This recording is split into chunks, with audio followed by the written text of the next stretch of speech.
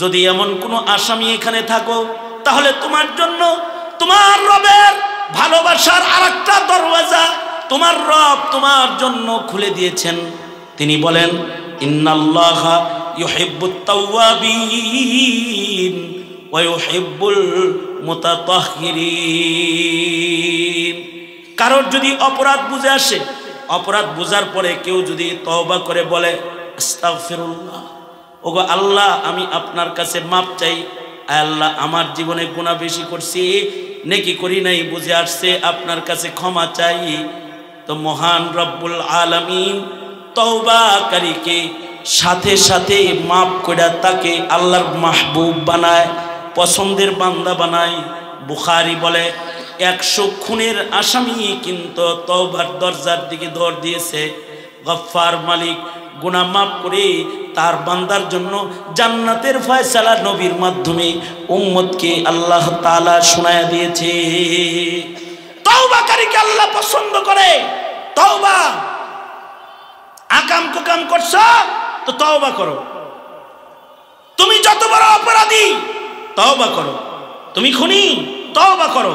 তুমি মদ পানকারী তওবা করো। জানি তওবা করো। গাঞ্জুটি তওবা করো। কোন অপরাধ তুমি করেছো তওবা করো।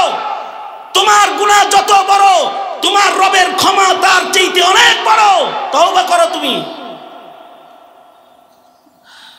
মুসা আলাইহিস সালামকে আল্লাহ তাআলা ওহী পাঠাইলেন। আল্লাহ তাআলা বলে, মুসা যাও, মরুভূমির ভেতরে একটা আমার প্রিয় বান্দা মারা গেছে, জানাজা তোমার পড়া জিম্মাদারি। শুধু একা পড়বা না, বনি ইসরাইলের প্রতি নির্দেশ জারি করো। আমার নির্দেশ হলো সব বান্দারা তার জানাজা পড়তে হবে। পয়গম্বর মরুভূমিতে যায় দেখে রাখাল একটা মরে রয়েছে, ছাগলগুলো আশপাশে আছে। রাখালকে কাঁধে করে পয়গম্বর মরুভূমির থেকে মহল্লায় নিয়ে এসেছে, নিজের হাতে ধৌত করেছে, গোসল দিয়ে জানাজার জন্য তৈয়ার করে এলাকাবাসীকে ডেকে বলে, আল্লাহর একটা প্রিয় মারা গেছে, আল্লাহর নির্দেশ তার জানাজা পড়া, আয় তার জানাজার নামাজে হাজির হয়ে যা। তো সবাই জানাজায় আসছে, এসে বলে, ওগো আল্লাহর নবী, এমন কোন বান্দা যাকে আল্লাহ তাআলা নিজে জানাজা পড়ে হক আদায় করার জন্য আদেশ করে আমাদের প্রতি নির্দেশ জারি করে, তার চেহারাটা এক নজর একটু দেখতে চাই আমরা। মহল্লার লোকদের জন্য লোকটাকে দেখানোর আয়োজন করা হয়েছে। কাফনের কাপড়টা যখন সরাইছে তো দেখে এই লোকটা এমন একটা লোক যে একটা বড় পাপিষ্ঠ, যে খুনি, যে ডাকাত, যে অন্যায় কাজকারী। মহল্লার থেকে তাকে কয়েক বছর আগে বের করে দেওয়া হয়েছে। আলহামদুলিল্লাহি ওয়া কাফা ওয়া সালামুন আলা ইবাদিহিল্লাযীনা ইসতাফা। আম্মা বা'দু ফাআউযু বিল্লাহি মিনাশ শাইতানির রাজীম। বিসমিল্লাহির রহমানির রহিম। ইন্নাল্লাহা ইউহিব্বুল মুহসিনিন। وقال النبي صلى الله عليه وسلم كل أمتي يدخلون الجنة إلا من أبى قيل من أبى يا رسول الله قال من قيل من يأبى يا رسول الله قال من أطاعني دخل الجنة ومن عصاني فقد أبى أو كما قال عليه الصلاة والسلام. اللهم صل على محمد وعلى آل محمد كما صليت على إبراهيم وعلى آل إبراهيم إنك حميد مجيد. اللهم بارك على محمد وعلى آل محمد কামা বারাকতা আলা ইব্রাহিম ওয়া আলা আলি ইব্রাহিম ইন্নাকা হামিদুম মাজিদ।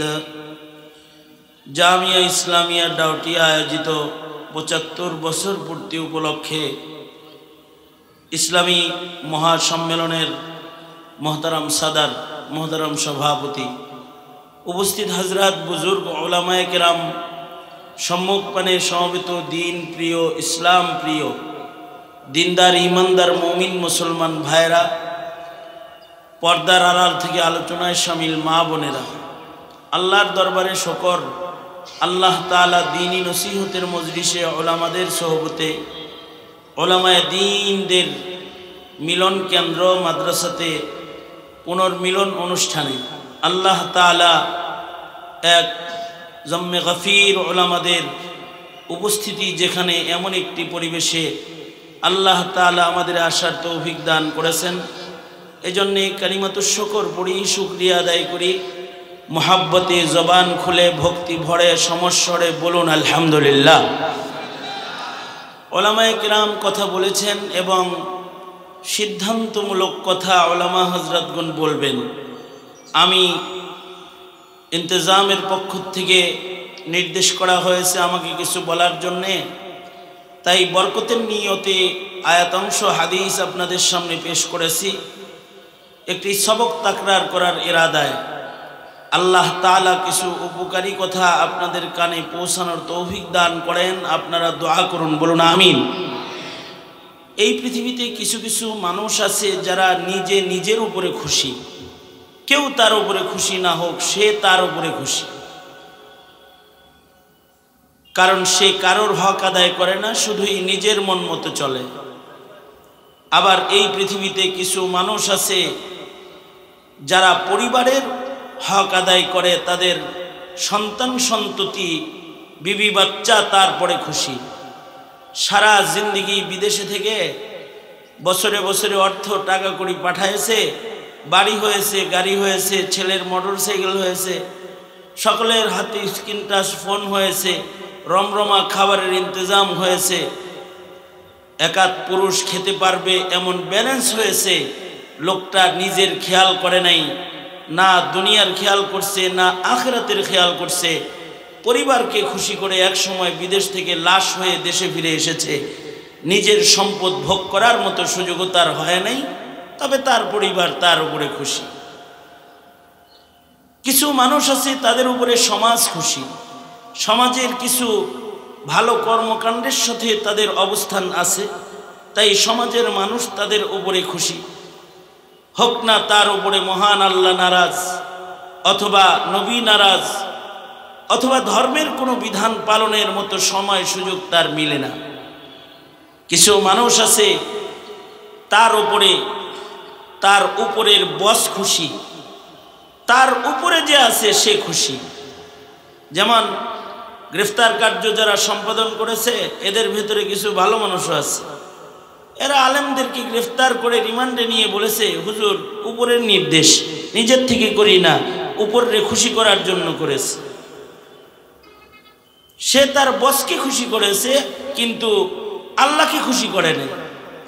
কেউ আছে সরকারের কর্মচারী হিসেবে সরকারকে খুশি করেছে, কিন্তু সরকার মহান আল্লাহকে নারাজ করেছে। তার উপরে সরকার খুশি, সে সরকারের একটা গোলাম, সরকার যা বলে তাই করতেছে। সরকার শরীয়তের খেলাফ করতে বলে খেলাফ করছে। জনগণেরটা খেয়ে সরকারের কথায় জনগণ হত্যা করে, জনগণের রক্তে এই দেশের মাটিকে তারা লাল করছে। জনতারটা খেয়ে জনতাকে মেরে কাউকে তারা খুশি করছে। তাদের উপরে কেউ খুশি। কেউ আছে তাদের উপরে ভিনদেশি দাদা প্রভুরা খুশি, যেমন শেখ হাসিনা। কেউ তার উপরে খুশি না হলেও বহুত্ববাদের দাস মোদি তার উপরে খুশি, ইন্ডিয়া তার উপরে খুশি। কোথাও জায়গা না মিললেও ইন্ডিয়ায় জায়গা পেয়েছে, দাদাকে খুশি করেছে। কিন্তু এই পৃথিবীতে কিছু মানুষ আছে যাদের উপরে আল্লাহ খুশি, আল্লাহর রাসূল খুশি, যাদেরকে পৃথিবীর কেউ পছন্দ না করলেও মহান আল্লাহ পছন্দ করেন। তবে মহান আল্লাহ যদি কাউকে পছন্দ করেন, তার সফলতা এসে যায়, তার সব হয়ে যায়, তার আখিরাত গড়ে যায়, তার পরপারের নিশ্চিন্ত জীবন, জান্নাতি জীবন নিশ্চিত হয়ে যায়।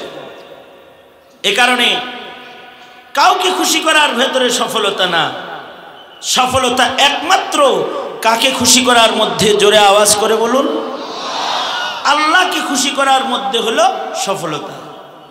जो तू मेरा तू सब मेरा, फलक मेरा जमी मेरी, जो तू मेरा तू सब मेरा, फलक मेरा जमी मेरी, अगर एक तू नहीं मेरा तो कोई शय नहीं मेरी, अगर एक तू नहीं मेरा तो कोई शय नहीं मेरी। আসল কথা হলো, কেউ যদি আল্লাহকে খুশি করল,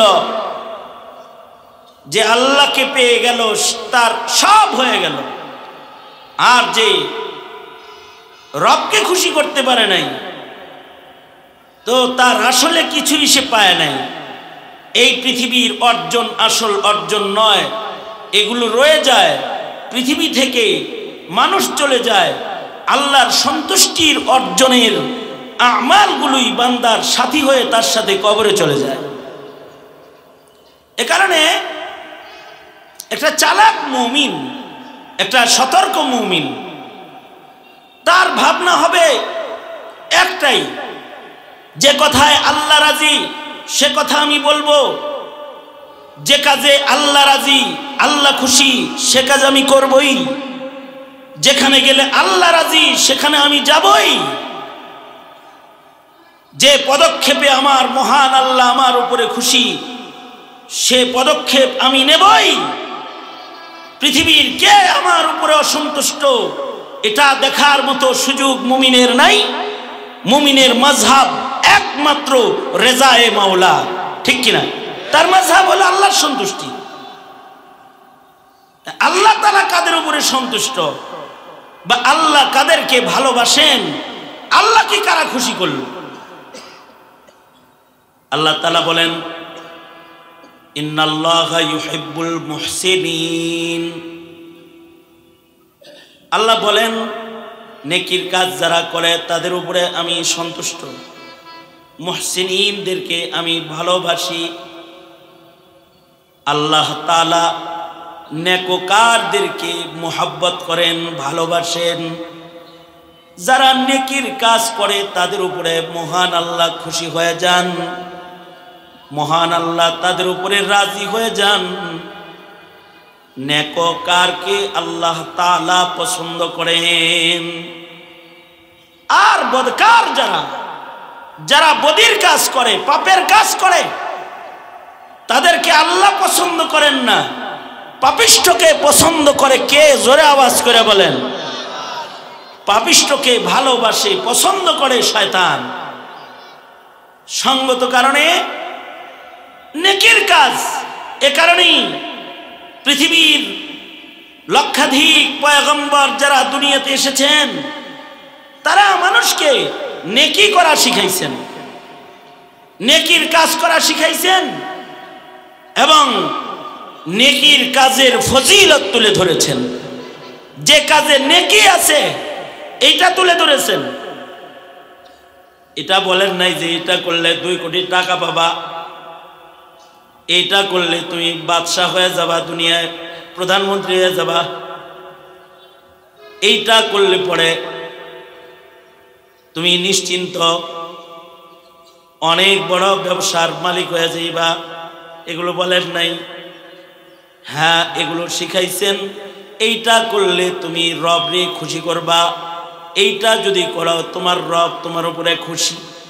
যেমন গানে যদি যাও তাহলে শয়তান খুশি, কিন্তু মাহফিলে যদি যাও তাহলে তোমার আল্লাহ তোমার উপরে খুশি। আল্লাহর ফেরেশতারা চতুর্দিক দিয়ে দাঁড়াবে, হাফাতহুমুল মালাইকা গাশিয়াতহুমুর রাহমা, আল্লাহ পাকের রহমত ঝরবে। আর আল্লাহ তাআলা খুশি হয়ে যারা আসবে তাদের জিন্দেগির সবার গুনাহ আল্লাহ তাআলা মাফ করে দিবে। আল্লাহ খুশি হয়ে যাবেন, এটা নবীজি শিখাইছেন। নবীজি শিখাইছেন জিক্রুল্লাহ করো, আল্লাহর নাম নাও। মার্কা তো অনেক লইছ, মার্কার নাম লইছ, দলের নাম লইছ, নেতার নাম লইছ, আল্লাহর নাম লও।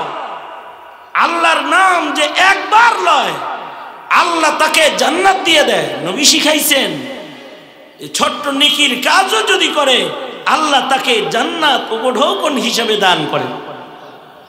আল্লাহর রাসূল বলেন, মান ক্বালা লা ইলাহা ইল্লাল্লাহ ফাদাখালাল জান্নাহ। আল্লাহর রাসূল বলেন, জবান দিয়ে কত কথা তোমরা বলো, আল্লাহর ওয়াহদানিয়ত বলো, জবানে মুখে উচ্চারণ করো লা ইলাহা ইল্লাল্লাহ, লা ইলাহা ইল্লাল্লাহ। এই কথাটার এত দাম, একবার যদি জীবনে কেউ আল্লাহ পাকের ওয়াহদানিয়ত স্বীকার করে, একবার যদি এই কথাটা কেউ মুখে উচ্চারণ করে, তো মহান আল্লাহ তাআলা আল্লাহ রাব্বুল আলামিন এই বান্দার জন্য জান্নাত লেখা দেয়, সে জান্নাতি হয়ে যায়। একবার বললে জান্নাতি। নেকির কাম অনেক বড় নেকির কাম। মৌলবীদের কাছে এসে একাধবার সুবহানাল্লাহ, একাধবার আলহামদুলিল্লাহ, একাধবার লা ইলাহা ইল্লাল্লাহ, একাধবার আল্লাহু আকবারের উচ্চারণ অনেক বড় নেকির কাম। একবারও যদি হয় এটা অনেক বড় নেকির কাম। এই মিজানের পালাকে ভারী করে দিবে, ভয়টা দিবে, ওজনদার করে দিবে। আল্লাহর রাসূল উম্মতকে নেকির কাজ শিক্ষা দিয়েছেন, কারণ ইন্নাল্লাহা ইউহিব্বুল মুহসিনিন, যারা নেককার তাদেরকে আল্লাহ তাআলা পছন্দ করেন। এ কারণে সাহাবায়ে কেরাম নেকি করতেন বেশি। আমরা বুঝি না, এজন্য নেকি খুঁজি না। আর সাহাবায়ে কেরাম নেকি তালাশ করে বেড়াইতেন, কই গেলে নেকি হবে, কি করলে নেকি হবে, কি বললে নেকি হবে, কোন কাজ করলে নেক হবে, এটা খুঁজতেন। আমাদের সারা রাত কেটে যায় গুনার আসরে, গুনার ভেতরে, মোবাইল হাতে ফেসবুকের ভেতরে সারা রাত কাটায়া দিছে, টেলিভিশন দেখতে দেখতে সারা রাত কাটায়া দিছে। আর নেকির মূল্য যারা বুঝছে তারা 2 রাকাত নামাজের ভেতরে সারা রাত কাটায়া দিছে। যেমন হযরত উসমান সন্ধ্যায় এশার নামাজ পড়ে শুরু রজনীতে নামাজে দাঁড়াইছেন, আর ফজর পর্যন্ত দাঁড়িয়ে দাঁড়িয়ে তিলাওয়াত করেছেন। কারণ ওনার কাছে কোরআনে কারীমের তিলাওয়াতের নেকির কাজ বড় পছন্দের কাজ। 2 রাকাত নামাজের ভেতরে গোটা কোরআনে কারীম খতম করে ফেলেছেন। তামিমে দারি 2 রাকাত নামাজের ভেতরে আল্লাহর কালাম পুরাটা খতম করে ফেলেছেন। কারণ নেককারকে মহান আল্লাহ ভালোবাসে। নেকি যত করে রবের সাথে সম্পর্ক তত বাড়ে। যার নেকি বেশি তার সাথে রবের সম্পর্ক বেশি। এ কারণে সারা রাত ব্যাপী ইবাদত করেছেন, সারা রাত ব্যাপী ইবাদত তিলাওয়াত। আল্লাহর কিছু কিছু বান্দারা কিয়ামত পর্যন্ত হরদম একটি কাফেলা রাতের ইবাদতের থাকবে, যারা রাত ভর নেকি করে রবকে সন্তুষ্ট রাখবে, করবে। কারণ নেককারকে আল্লাহ তাআলা পছন্দ করেন। সর্বনিম্ন নেকির কাম, কোন জায়গায় বসে কেউ বলল আল্লাহ আল্লাহ আল্লাহ আল্লাহ, এতটুকু নেকির কাম যতক্ষণ এই পৃথিবীর মাটির উপরে জারি থাকবে, আল্লাহর রাসূল বলেন লা তাকুমুস সাআহ, এই একজন জাকির, জিকির করনে ওয়ালা, নেকি করনে ওয়ালা, এই একজন মানুষের কারণে মহান আল্লাহ ইসরাফিলকে বাঁশি বাজাইবার নির্দেশ দিবেন না। তার সম্মানে কিয়ামত থেকে থাকবে, কিয়ামত হবে না যতক্ষণ পর্যন্ত সে জমিনে থাকবে। ইন্নাল্লাহা ইউহিব্বুল মুহসিনিন, নেককারকে মহান আল্লাহ পছন্দ করেন। এ কারণেই তাবেঈন, আইম্মায়ে মুজতাহিদিন ওনারা অনেক নেকির কাজ করতেন। আমাদের জিন্দেগির 24 ঘন্টার নেক খুঁজে বের করা কঠিন, কিন্তু ওনাদের জিন্দেগির ভেতরে গুনাহ খুঁজে বের করা কঠিন, গুনার কাজ খুঁজে বের করা কঠিন। জিন্দেগিটা যেন একটা নেকির কাজের প্যাকেট, গোটা জিন্দেগিটাই নেকি নেকি নেকি আর নেকি। যেমন ইমামে আজম আবু হানিফা রাহমাতুল্লাহি আলাইহি, আমাদের মাযহাবের ইমাম ইমামে আজম আবু হানিফা রাহমাতুল্লাহি আলাইহি কত নেকির কাজ করেছেন। উনিও 2 রাকাত নামাজে টোটাল কোরআন খতম করেছেন।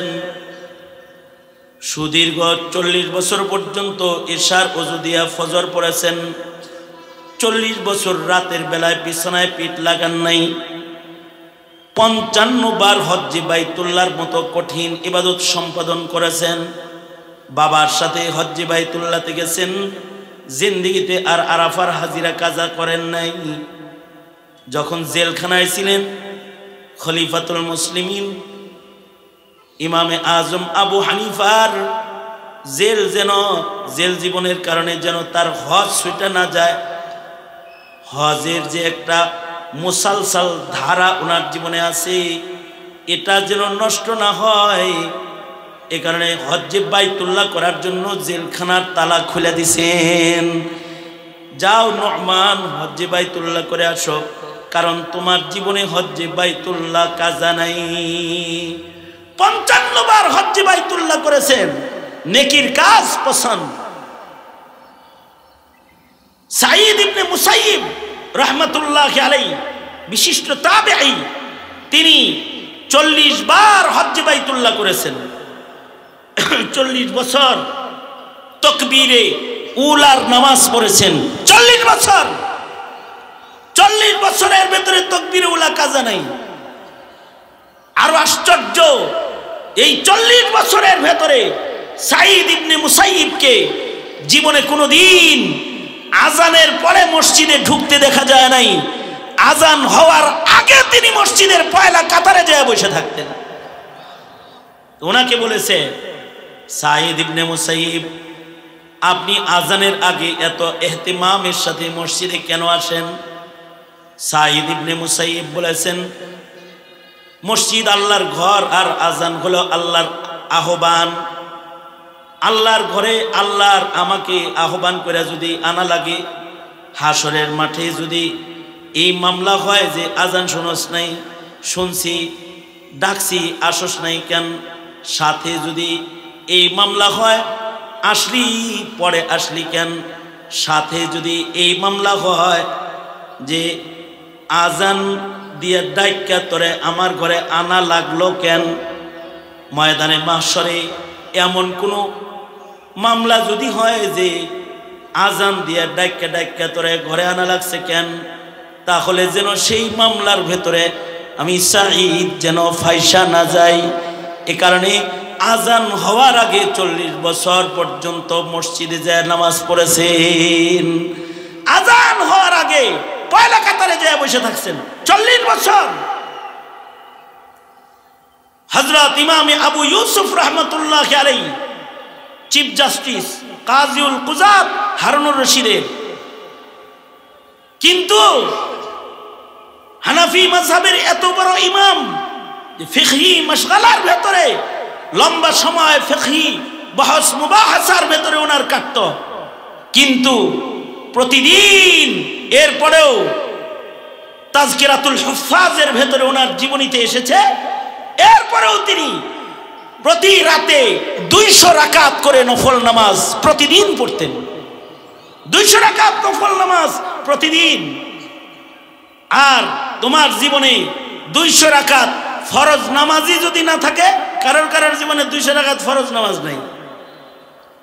কেউ কেউ আছে সপ্তাহে মাত্র 2টা রাকাত নামাজ পড়ে, জুমার নামাজ। আর কেউ কেউ আছে বাৎসরিক 2 ঈদের 2 রাকাত করে 4 রাকাত নামাজ। আর আবার কেউ কেউ এমন কমি না কম বক্ত মিলে যায়, যার ঈদের নামাজও নাই, যার জানাজার নামাজও নাই। আমি এক জানাজায় গেছি, ওসিয়তের জানাজা পড়াইতে গেছি, তো জানাজা পড়াইতেছি, একজন গাছতলার ভেতরে চেয়ার নিয়ে বসে রয়েছে। ভাবলাম মাইয়েতের কোনো মুশরিক কাফের স্বজন হবে, যার ঈমান নাই, কিন্তু বন্ধুত্বের কারণে শেষ বিদায় দিতে আসছে। সবাই জানাজা পড়লো, ও গাছতলায় বয়ে রইল। আমি আস্তে আস্তে কাছে যেয়ে সালাম দিলাম, ওয়ালাইকুম আসসালাম বলল। নাম বললাম সাহস করে, যে নাম কি আপনার? আমার নাম অমুক। আপনার নাম কি? আমার নাম মোহাম্মদ অমুক। আমি আপনি মুসলমান, মাইয়েত আপনার কি লাগে? কয় আপনজন লাগে। তা আমি বললাম, তে মুসলমান হইয়া আপনজনের জানাজাটাও পড়তে পারলেন না, বৈশা রইলেন কেন? আমার ধাতানি দিয়া কয়, মোল্লা খালি প্যাঁচ লাগায়। হুজুর এত প্যাঁচ লাগান কেন? আমি কি প্যাঁচ লাগাইছি? কয় জানাজার নামাজ দোয়া আপনারা কাতারে দাঁড়ায় করছেন, আমি চেয়ারে বসে করছি, সমস্যাটা কি? এটা কিছু হইল? প্যাঁচ লাগান, খালি ফতোয়াবাজি করেন। আমি বললাম, দেখেন সব কিছুর ফতোয়াবাজি করেন না, বললেন না ফতোয়াবাজি করি না, আপনার ইবাদতের অবহেলার বর্ণনা করি। কারণ আল্লাহর রাসূল বলেছেন জানাজা এত বড় নেকির কাম। আল্লাহর রাসূল বলেন, কেউ যদি তার ভাইয়ের জানাজার নামাজ পড়ে, তার আমল নামার মধ্যে মহান আল্লাহ 1 কিরাত সওয়াব লেখে। সাহাবীরা বলে, মাল কিরা ইয়া রাসূলুল্লাহ, ওগো আল্লাহর নবী 1 কিরাত সওয়াব কাকে বলা হয়? সাহাবী বলে, 1 কিরাত সওয়াব কাকে বলে? আল্লাহর রাসূল উহুদ পাহাড় দেখায় বলে, উহুদ পাহাড় যত বড় 1 কিরাত সওয়াব তত বড়। 1 কিরাত সওয়াবের মূল্য এত যে উহুদ পাহাড় যত বড়, 1 কিরাত সওয়াব তত বড়। একটা নেকির তো অনেক দাম। ময়দানে মাহশারে একটা নেকি বাবা মায়ে ধার দিবে না, সেখানে আমরা নেকি মোটে করি না। আর ইমামে আবু ইউসুফ সব দায়িত্ব আঞ্জাম দেওয়ার পরেও তিনি প্রতি রাতে 200 রাকাত করে নফল নামাজ পড়তেন। 200 রাকাত নফল নামাজ প্রতি রাতে পড়তেন। পৃথিবীর ইতিহাসে এমন মহিষী নারীর অস্তিত্ব পাওয়া যায় যারা ডেলি 400 রাকাত নফল নামাজ পড়তেন। পৃথিবীর ইতিহাসে এমন নারীর অস্তিত্ব মিলে যে নারী 40 বছরের ভেতরে দুনিয়ার কোনো শব্দ উচ্চারণ না করে আল্লাহর কালাম পড়ে পড়ে জীবন যাপন করেছে। কথোপকথন করলেও কোরআনের আয়াত দিয়ে কথা বলেছে। ইবনুল মুবারক বলে, আশ্চর্য, এমন নারীর সাথে আমি ইবনুল মুবারকের মোলাকাত হয়েছে। এবং ইবনুল মুবারক বলেন, আমি যত প্রশ্ন করেছি আমার প্রতিটি কথা কোরআনে কারীমের আয়াতের মাধ্যমে নারী বলেছে। নিজের ভাষা শব্দ ব্যবহার করে নাই। নেককার, কারণ ইন্নাল্লাহা ইউহিব্বুল মুহসিনিন, নেকির কাজ করনে ওয়ালাকে মহান আল্লাহ পছন্দ করে। এ কারণে আমাদের আকাবিররা নেকির কাজ করছেন বেশি। অচল বদনেও তাদের তাহাজ্জুদ কাজা নাই। অচল বদনে কোন রকম ধৈরা দাঁড় করায় দিলে তারা জয় নামাজে সারা রাত শেষ করে ফেলেছে। এমনটি ইতিহাস পাওয়া যায় শেখুল হাদিস আল্লামা আজিজুল হকের, এমনটি ইতিহাস পাওয়া যায় বাংলার হাফিজজির, এমনটি ইতিহাস পাওয়া যায় আমাদের আকাবির বুজুর্গ হগলের, যারা সারা রাত দাঁড়ায় দাঁড়ায় নফল নামাজে রাত কাটায় দিছে। আরে আমাদের কাছে গুনার কাজের মজা বেশি, আর তাদের কাছে নেকির কাজের মজা বেশি। পৃথিবীতে প্রথম সার্জারি অপারেশন যেটা, এটা হাকিম তিরমিজির আমলে শুরু হয়েছে। হাকিম তিরমিজি রহমতুল্লাহ আলাইহি, উনি দুনিয়ার মাটির প্রথম সার্জারি হাকিম সাহেব, কাটা সিরাত ডাক্তার। আজও যদি উজবেকিস্তান কেউ ঘুরতে যায় তাহলে হাকিম তিরমিজির আইসিইউ যেটা ছিল মাটির নিচে, এটা দেখা আসে। মাটির নিচে ঘর বানাইছেন, বাহিরের আবহাওয়ার বিষাক্ত কোনো আসার যেন ইনফেকশনে রোগীর গায়ে লেগে না যায়, মাটির নিচে ঘরের ভেতরে অপারেশন করতেন। আর আশ্চর্য বিষয় হলো, সেই যুগের ওই অপারেশনের সময় তখন তো আর অজ্ঞান করার কোনো ঔষধ আবিষ্কার হয় নাই। অজ্ঞান করবে, জাগ্রত অবস্থায় হাড্ডি কেটে আলাইতো, পাও কেটে ফেলাইতো, গোশত কেটে সেলাই করতো জাগ্রত অবস্থায়। তখন তো আর অজ্ঞান করার কোনো কিছু নাই। কিন্তু হাকিম তিরমিজি উনি যখন অপারেশন করতেন, এমন এক আজব মুহাদ্দিস ওনার থিয়েটারে আসছে, যার লাখ লাখ হাদিস মুখস্থ। ওনার পাটা পছন্দ রয়েছে, পাটা কেটে ফেলতে হবে। মুহাদ্দিস এসে বলে, হাকিম তিরমিজিকে বলতেছে, হাকিম তিরমিজি কাটবেন, আমার অপারেশন করবেন। ইবনুল জাওজি বলেন, মুহাদ্দিস সাহেব বলে, তিরমিজি হাকিম সাহেব কাটা ছেঁড়াটা আগেই শুরু করেন না, আমাকে একটু কিবলার দিকে করে বসায় দেন, আমি আমার আল্লাহর নাম জপতে থাকি, আল্লাহর নামের জিকির আমি শুরু করে লই। যখন আমি জিকির করতে থাকব আর নেকির কাজ ও ইবাদতের লজ্জতের ভিতরে যখন আমি ঢুইকা যাব, ওই সময় আমার পাটা আপনি কেটে অপারেশন করে ফেলেন। মুহাদ্দিস সাহেব থিয়েটারের ভেতরে কিবলামুখী বসে গেলেন, শুয়ে পড়লেন। আর উনি জিকির করতে লাগলেন, মুহাব্বতের সাথে আল্লাহ পাকের নামের জিকির করে ইবাদতের গভীর সাগরে যখন ঢুকে পড়লেন, ওনার পা অপারেশন হয়ে গেল, উহু পর্যন্ত করে নাই, টেরও করতে পারে নাই যে পাটা দেহ থেকে বিচ্ছিন্ন হয়েছে। নেকির কাজ, এটার আলাদা একটা স্বাদ আছে। এই স্বাদ তোমাকে কেমনে বুঝাবো? তুমি তো শরাবের স্বাদ আস্বাদন করলে, গাজার স্বাদ কেউ আস্বাদন করলে, ফেসবুকের স্বাদ আস্বাদন করলে, দরজা বন্ধ করে একাকী জানামাজ বিছায়ে সেজদারত চোখের পানি ফেলার স্বাদ কি তুমি আস্বাদন করেছ? যদি না করে থাকো তাহলে একবেলা কইরা টেস্ট করে দেখো। লতায়েফে मैं तुझसे क्या कहूं ऐ जाहिद, लताएफे मैं तुझसे क्या कहूं ऐ जाहिद, हाय कम वक्त तूने मैं पिया ही नहीं, हाय कम वक्त तूने मैं पिया ही नहीं, दिल की गहराई से उनका नाम जब लेता हूँ मैं, चूमती है मेरे कदमों को बहारे कायनात, चूमती है मेरे कदमों को बहारे कायनात। नेकिर काज, কারণ ইন্নাল্লাহা ইউহিব্বুল মুহসিনিন। যাদের জীবনে গুনাহ বেশি, তুমি তোমার 24 ঘন্টায় নেকি তালাশ করে পাও না, এমন যদি কেউ থাকো, তাহলে তোমার আল্লাহর ভালোবাসা পাওয়ার আরেকটা দরওয়াজা আল্লাহ তাআলা আল্লাহর কোরআনে বলে দিয়েছে। তোমার যদি আজকে যদি তোমার এই অনুশোচনা এসে থাকে যে আমি ইসলামিয়াতে, আমার জীবনে 80 বছরের সেজদা নাই, আমার জীবনে 60 বছরের নামাজ নাই, আমার জীবনে তো 40 বছরের রাতের তাহাজ্জুদ নাই, আমার তো ইশরাক নাই, আমার তো আওয়াবিন নাই, আমার তো আল্লাহর কোরআনের খতম নাই, আমার তো নেকি কম রে, কেমনে যাবো আল্লাহর সামনে আমি?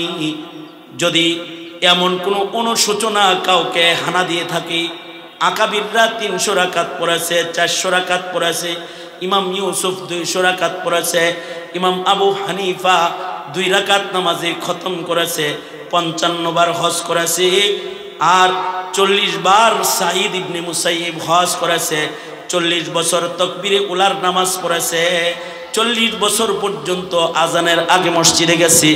আর তুমি 40 বছরের ভেতরে একদিনও মসজিদে যাও নাই, নামাজ এখনো শুরুই করো নাই। যদি এমন কোনো আসামি এখানে থাকো, তাহলে তোমার জন্য তোমার রবের ভালোবাসার আরেকটা দরওয়াজা তোমার রব তোমার জন্য খুলে দিয়েছেন। তিনি বলেন, ইন্নাল্লাহা ইউহিব্বুত তাওয়াবিন ওয়া ইউহিব্বুল মুতাতাহহিরিন। কারোর যদি অপরাধ বুঝে আসে, অপরাধ বুঝার পরে কেউ যদি তওবা করে বলে, আস্তাগফিরুল্লাহ, ওগো আল্লাহ আমি আপনার কাছে মাপ চাই। আল্লাহ আমার জীবনে গুনাহ বেশি করছি, নেকি করি নাই, বুঝে আসছে, আপনার কাছে ক্ষমা চাই। তো মহান রব্বুল আলামিন তওবাকারীকে সাথে সাথে মাফ করে তাকে আল্লাহর মাহবুব বানায়, পছন্দের বান্দা বানায়। বুখারী বলে 100 খুনের আসামি কিন্তু তওবার দরজার দিকে দৌড় দিয়েছে। গফফার মালিক গুনাহ মাফ করে তার বান্দার জন্য জান্নাতের ফয়সালা নবীর মাধ্যমে উম্মতকে আল্লাহ তাআলা শোনায়া দিয়েছে। তওবাকারীকে আল্লাহ পছন্দ করে। তওবা, আকাম কুকাম করছো তো তওবা করো। তুমি যত বড় অপরাধী তওবা করো, তুমি খুনি তওবা করো, তুমি মদ পানকারী তওবা করো, জানি তওবা করো, গাঞ্জুটি তওবা করো। কোন অপরাধ তুমি করেছো তওবা করো। তোমার গুনাহ যত বড়, তোমার রবের ক্ষমা তার চাইতে অনেক বড়, তওবা করো তুমি। মুসা আলাইহিস সালামকে আল্লাহ তাআলা ওহী পাঠাইলেন। আল্লাহ তাআলা বলে, মুসা যাও, মরুভূমির ভেতরে একটা আমার প্রিয় বান্দা মারা গেছে, জানাজা তোমার পড়া জিম্মাদারি। শুধু একা পড়বে না, বনি ইসরায়েলের প্রতি নির্দেশ জারি করো। আমার নির্দেশ হলো সব বান্দারা তার জানাজা পড়তে হবে। পয়গম্বর মরুভূমিতে যায় দেখে রাখাল একটা মরে রয়েছে, ছাগলগুলো আশপাশে আছে। রাখালকে কাঁধে করে পয়গম্বর মরুভূমির থেকে মহল্লায় নিয়ে এসেছে, নিজের হাতে ধৌত করেছে, গোসল দিয়ে জানাজার জন্য তৈয়ার করে এলাকাবাসীকে ডেকে বলে, আল্লাহর একটা প্রিয় মারা গেছে, আল্লাহর নির্দেশ তার জানাজা পড়া, আয় তার জানাজার নামাজে হাজির হয়ে যা। তো সবাই জানাজায় আসছে, এসে বলে, ওগো আল্লাহর নবী, এমন কোন বান্দা যাকে আল্লাহ তাআলা নিজে জানাজা পড়ে হক আদায় করার জন্য আদেশ করে আমাদের প্রতি নির্দেশ জারি করে, তার চেহারাটা এক নজর একটু দেখতে চাই আমরা। মহল্লার লোকদের জন্য লোকটাকে দেখানোর আয়োজন করা হয়েছে। কাফনের কাপড়টা যখন সরাইছে তো দেখে এই লোকটা এমন একটা লোক যে একটা বড় পাপিষ্ঠ, যে খুনি, যে ডাকাত, যে অন্যায় কাজকারী। মহল্লার থেকে তাকে কয়েক বছর আগে বের করে দেওয়া হয়েছে। মানুষ জানতো সে মরুদস্যু হিসেবে মরুভূমিতে থাকে আর ডাকাতি করে। আসলে সে মরুভূমিতে আল্লাহরে খুশি করে ফেলেছে। লোকেরা বলে, হে পয়গম্বর, এই লোকটা তো বড় অপরাধী, যাকে বনি ইসরায়েল থেকে বের করে দিয়েছিলাম, সে কেমনে আল্লাহর এত মাহবুব হইল? ও কালিমুল্লাহ, আল্লাহর কাছে একটু জানেন না কিভাবে সে আল্লাহ পাকের এত মাহবুব হইল? পয়গম্বর আল্লাহকে বলে, আল্লাহ, এই লোকটাকে মহল্লার মানুষ বের করে দিয়েছে, আর তারে কিনা তুমি এত মাহবুব বানাইছ যে তার জানাজা পড়ার জন্য বনি ইসরায়েলকে তুমি নির্দেশ করলে। কোন আমলের বরকতে তার এত দাম? আল্লাহ বলে, মুসা, আমার বান্দা তওবা করেছে, তওবার উপরে অটল মৃত্যুবরণ করেছে। আমি আল্লাহ তার পিছনের সব গুনাহ হাসানাত দিয়ে পাল্টায়া দিছি। উলাইকা ইউবাদদিলুল্লাহু সাইয়্যাতিহিম হাসানাত। কেউ যদি খালিস তওবা করে তো তার পিছনের সব গুনাহ মাফ। আল্লাহ তাআলা জিন্দেগীর গুনাহ মাফ করে আল্লাহ তাআলা তাকে নেককার হিসেবে গ্রহণ করে নেবে। কারণ বান্দার জন্য রবের মায়া তো আলাদা, আজব মায়া ও মহান মালিকের আমাদের প্রতি এমন মায়া। কোনো অপরাধী যদি অপরাধ করে আর যদি মাপ চাওয়ার মতো ইচ্ছাও লালন করে, হাদিসে আছে দুনিয়া ইচ্ছা পূরণ না হইলেও হাসরে পূরণ হওয়ার ব্যবস্থা আল্লাহ করে দিবে। ইচ্ছা আয়া বললে হাসরের মাঠে আল্লাহ কোনো বান্দাকে ডেকে কাছে নিয়ে বলবে, আয় এত গুনাহ করছিলি কেন? বান্দা বলবে, আল্লাহ ভুল হয়ে গেছে। আল্লাহ বলবে, ভুল হয়ে গেছে, ঠিক আছে, মাপ যেহেতু চায় ফেলাইলি, আমার একটা নাম আছে, আমার সাত্তার, যা তোর জিন্দেগির গুনাহ আমি মুইসা দিলাম, কেউ দেখবে না তোর গুনাহ, নেক দিয়া পাল্টায়া দিলাম। আমি গফফার, তোকে মাফ করে দিলাম। আল্লাহর রাসূল সাল্লাল্লাহু আলাইহি ওয়াসাল্লাম উম্মতকে খবর দিছেন লা তাকনাতু মির রাহমাতিল্লাহ। আল্লাহর এলান হলো আল্লাহ পাকের রহমত থেকে কেউ নিরাশ হয় না। মাহবুব হওয়ার দরওয়াজা হলো তওবা। যদি কারোর গুনাহ বেশি হয় তওবা করো, মহান আল্লাহ তওবার বরকতে বান্দাকে প্রিয় বানায়। আরেকটা পদ্ধতি হলো ইউহিব্বুত তাওয়াবিন ওয়া ইউহিব্বুল মুতাতাহহিরিন। এই কারণেই আমাদের মাদ্রাসাগুলোতে যে বাচ্চারা আসে তাদেরকে আমরা তাহারাত শিখাই, পবিত্রতা শিখাই, ওযু শিখাই, টিস্যু পেপার ব্যবহার করা শিখাই, দিলাকুলুব শিখাই। কারণ পবিত্রকে আল্লাহ পছন্দ করে। আর যারা চেন খুলে পেশাব করে মুইতে হাঁটা দাও তাদের শয়তান পছন্দ করে। যাদের পাকিজিগি হিফাজত নাই, যারা তাহারাত কি জিনিস বুঝো না, তারা শয়তানের মাহবুব। আর যারা তাহারাত পছন্দ তারা আল্লাহর মাহবুব। নবীজি মিরাজে আকাশে বেলালের পায়ের আওয়াজ শুনেছেন, এসে বলে বেলাল কি আমল তোর? তাহারাত আর তাহিয়াতুল ওযু, নামাজ, 2 রাকাত নামাজ পড়ি আর ওযু গেলেই ওযু করি। আল্লাহর রাসূল বলেন বেলাল এই তাহারাত জিন্দেগি, তাহারাত পছন্দ আর 2 রাকাত নামাজ, মাত্র 2 রাকাত নামাজ, ওযুর নামাজ। তুমি ফরজ থেকে আরশে উঠে গেছ। আল্লাহ তাআলা এই গুণকে বড় পছন্দ করে। মসজিদে কুবার, আহলে কুবার প্রশংসা আল্লাহ তাআলা করেছেন যে আহলে কুবা এরা পবিত্রতাকে পছন্দ করে, তাই মহান আল্লাহ তাদেরকেও পছন্দ করে। তওবা করার পরে আবার গুনাহ করলাম, নাপাক হয়ে গেলা। তওবা করার পরে গুনার নাপাকও নাই, আত্মিক নাপাকও নাই, জিসমানি নাপাকও নাই। হার কাসমের নাপাকির থেকে হিফাজত করো। আর আল্লাহর মাহবুব হওয়ার আরেকটা রাস্তা হলো ইত্তিবায়ে সুন্নাহ। টুপি পরো, পাঞ্জাবি পরো, দাড়ি রাখো। আল্লাহর রাসূল বলেন কুল্লু উম্মতি ইয়াদখুলুনাল জান্নাহ, আমার টোটাল উম্মত জান্নাতে যাবে ইল্লা মান আবা। মাই আবা ইয়া রাসূলুল্লাহ? আল্লাহর নবী অস্বীকারী আবার কারা? রাসূল বলেন যারা আমারে মানে না তারা।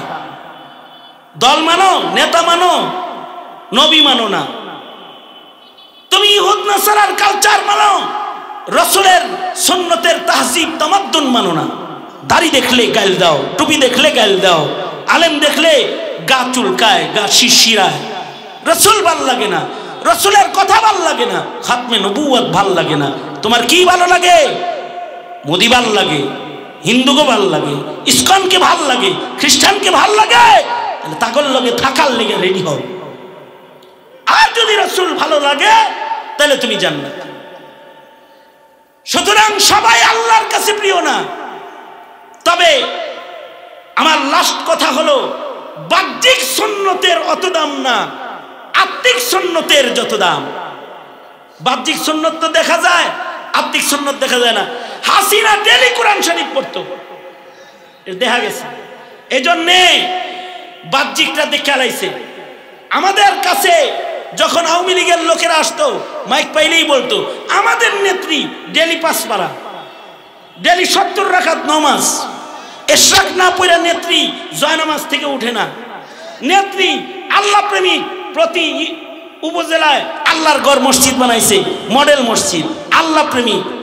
বাহ্যিকভাবে তো দেখা গেছে আল্লাহর প্রেমিক, কিন্তু আত্মিকটা দেখে ফেললো জাতি। 5 তারিখে যখন বিপ্লব হলো তখন সবাই দেখলো হাসিনার সম্পর্ক আল্লাহর লগে না, দিল্লির লগে আটকা। দিল্লির লগে, আল্লাহর লগে না। কারোর সাথে দিল্লির সাথে আর কারোর সাথে সম্পর্ক আল্লাহর সাথে। আল্লাহর সাথে, আল্লাহর সাথে যাদের সম্পর্ক তাদের চিন্তা নাই। দিল্লির সাথে সম্পর্ক করে এদেশের আল্লাহর সাথে সম্পর্কওয়ালা মুমিনদের সাথে টাক্কা লাগাইতে চাওয়ার বলো যে কোনো সময় আসতে পারি, এসে যেতে পারি। আয়া পড়ো, খালি খালি আয়া পড়ো। তোমার সম্পর্ক দিল্লির লগে, এদেশের 17 কোটি মুসলমানের সম্পর্ক আল্লাহর লগে। দিল্লি তোমারে বাঁচাইতে পারে নাই। তুমি ছাত্রদের দাওয়া খায়া পালায়া গেছো, ছাত্রদের দাওয়ায় পালাইছো। গণভবনের চতুর্দিকের ইট একটাও নাই, সব খুলে লাইছে, ডবল ইটের গাঁথনি, চতুর্দিকের ইট নাই। হাসিনা তুমি যদি খালি গণভবনে ওই দিন থাকতা তাইলে জনতারে এত জ্বালান জ্বালাইছ, আলেমদের নির্যাতন করে মানুষের হৃদয় থেকে এইভাবে উঠছ, নাস্তিক পাইলা মোল্লা নির্যাতন কইরা এতটা ঘৃণিত হয়েছ, তোমার গণভবনের ইট যেমন খুলেছে, তোমাকে পাইলে তোমার গায়ের চামড়া খুলে ফেলতো, ওরা গায়ের চামড়া খুলে নিত। তুমি দিল্লিকে খুশি করলে, আল্লাহকে ভুলে গেলে। আহ্বান জানাই, যেখানেই থাকো ভালো থাকো, আহ্বান জানাই, আহ্বান জানাই হলো যে তুমি ভালো হয়ে যাও, তওবা করো। বড় অপরাধীকেও আল্লাহ তাআলা মাফ করে। আমার দেশে হাসিনার দোসর যারা এদেশের মানুষদেরকে যন্ত্রণা দিয়েছ, তাদেরকে বলবো তওবা করো, আল্লাহ মাফ করে, আল্লাহ মাফ করবে। এরা তো এখন সব ভদ্র হয়ে গেছে, কেউ বিএনপি করে, কেউ জামাত ইসলাম করে, আর কেউ তবলিগ করে, আর কেউ পর্দা করে, আর কেউ চিল্লায় আছে, হিজরতে বাইরে আছে। যারা পর্দা করে তারা ঘরের ভেতর থেকে বের হয় না, সংরক্ষিত জায়গায় তারা থাকে। বের হইলে ওই যে ট্রান্সজেন্ডার পড়াইছে, নিজেদেরকে আপাতত মহিলা মনে করে, বের হইলে ঘোমটা দিয়ে বোরকা পরে মাস্ক পরে বেরিয়ে যায়। আমরা কিছু বলি না। বিএনপি করো, তাও বলি বাহ বাহ। জামাত করো, দাবি করো, বাহ বাহ। মোল্লার সাপোর্ট করো, বাহ বাহ। তবলিগ করো, বাহ বাহ। তওবা করেছো, ডবল বাহ বাহ। কিন্তু যদি 17 কোটি মুসলমানের মাটিতে সালাম বদলায়া ইসকনের সাথে যোগদান করে মুসলমানের গায়ের রক্ত নিয়ে ছিনিমিনি খেলার চেষ্টা করো, একটাকেও ছেড়ে দেওয়া হবে না, একটাকেও ছেড়ে দেওয়া হবে না। সুতরাং ভালো হয়ে যাও গা, আল্লাহর প্রিয় হও, ভালো হইতে পয়সা লাগে না। এই জাতি উলামায়ে কেরামের সাথে আছেন তো ইনশাআল্লাহ? এদেশের মাটিতে কোন নাস্তিকের স্বপ্ন বাস্তবায়ন হতে দেওয়া যাবে? এদেশের মাটিতে কাদিয়ানির আস্ফালন দেখা যাবে?